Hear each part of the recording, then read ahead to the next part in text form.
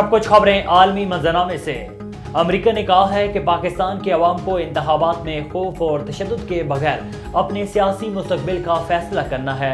امریکی محکمہ خارجہ کے ترجمان نے کہا ہے کہ پاکستان میں پرتشدد واقعات اور میڈیا پر عائد پابندیوں پر تشویش ہے۔ پاکستان میں انٹرنیٹ کی بندش اور آزادی اظہار رائے میں رکاوٹوں کو بھی دیکھ رہی ہیں۔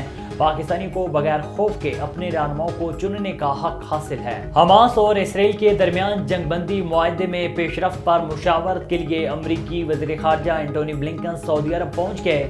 غیر ملکی میڈیا رپورٹس کے مطابق امریکی وزیر خارجہ 7 اکتوبر کو حماس کے فیصلے کے بعد خطے کا 5واں دورہ کر رہی ہیں۔ اینٹونی بلنکن دورہ سعودی عرب کے بعد اسرائیل، مصر اور قطر بھی جائیں گے۔